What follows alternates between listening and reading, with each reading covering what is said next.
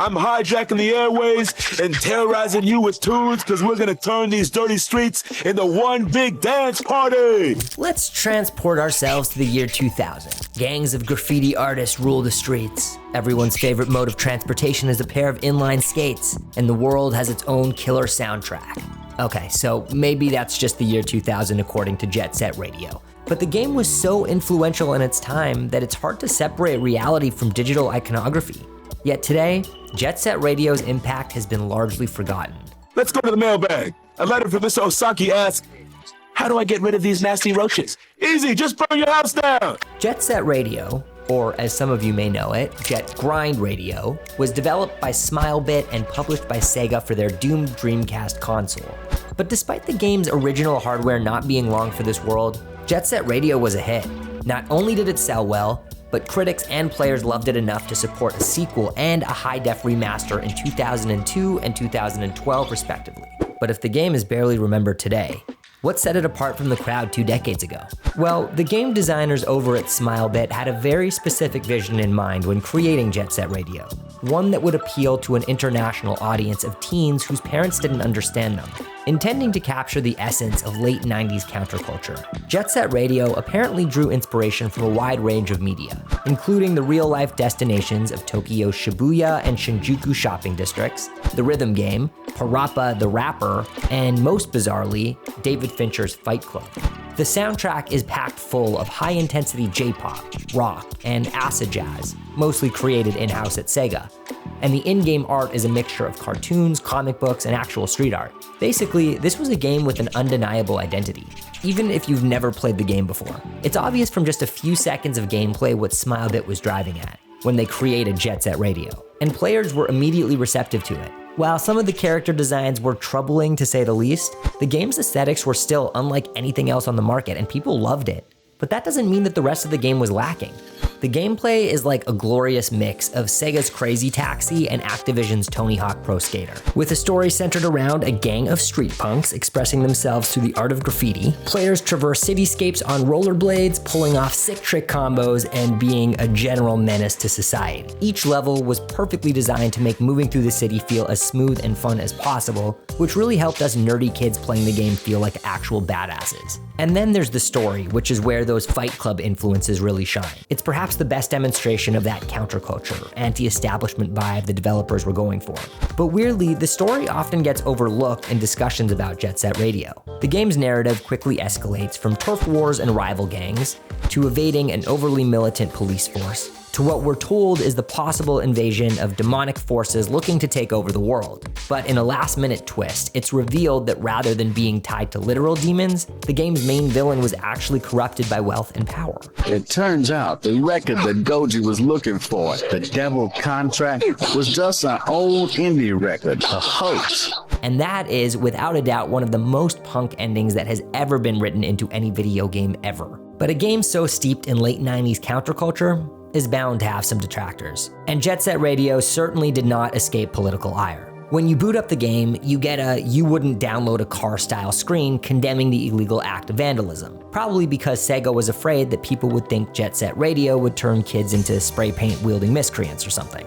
And Sega was right, because that's actually exactly what people thought. And some particularly bothered people even tried to take action against them and the game. During the pre-launch promotion period for the North American release of Jet Set Radio, Sega decided to hold a competition in San Francisco.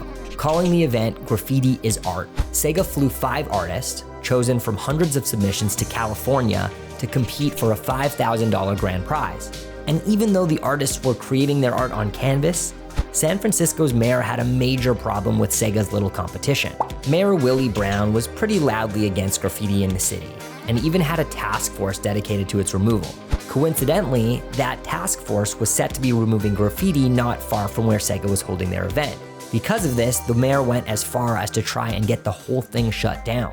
Luckily, he was unsuccessful in his attempts, as Sega had legally obtained a permit for the competition and couldn't actually be shut down. So things went on as scheduled, but the team did get a lot of angry phone calls that day. Which is pretty funny considering the whole purpose of the competition, other than promoting Jet Set Radio, was to demonstrate that graffiti is unfairly looked down upon as an art form. But stories like that only demonstrate that Jet Set Radio accomplished exactly what it set out to do. When paired with the actual content of the game, it's obvious why Jet Set Radio was so loved in the early 2000s and how it became a countercultural icon.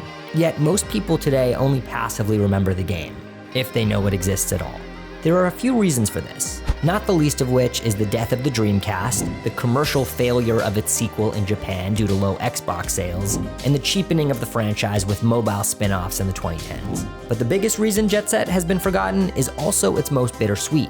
The legacy and influence of Jet Set Radio was so impactful to the gaming industry that it overtook the game itself. Jet Set Radio's distinctive cel-shaded graphics are often touted as the first of their kind in video game history. It's an art style that other series would emulate in the years after Jet Set's release.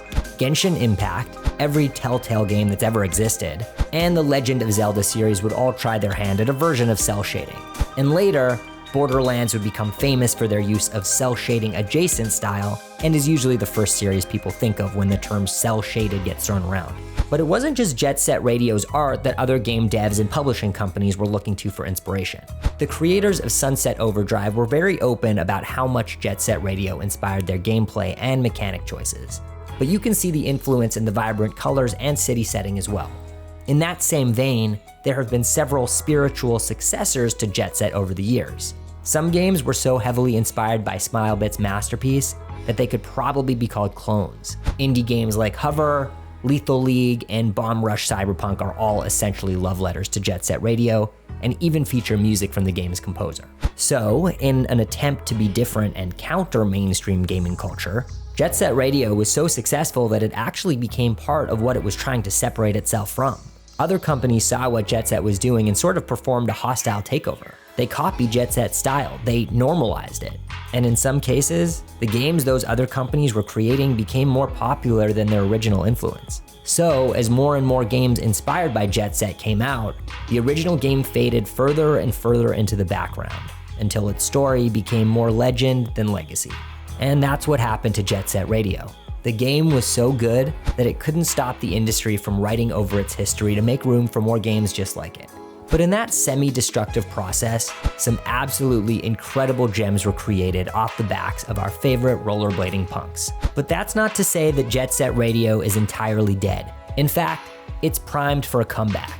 It's impossible to say whether a new installment will be able to recreate that original music, but as we discussed in our Crazy Taxi video, Gen Z's love of the Y2K aesthetic would certainly help boost popularity.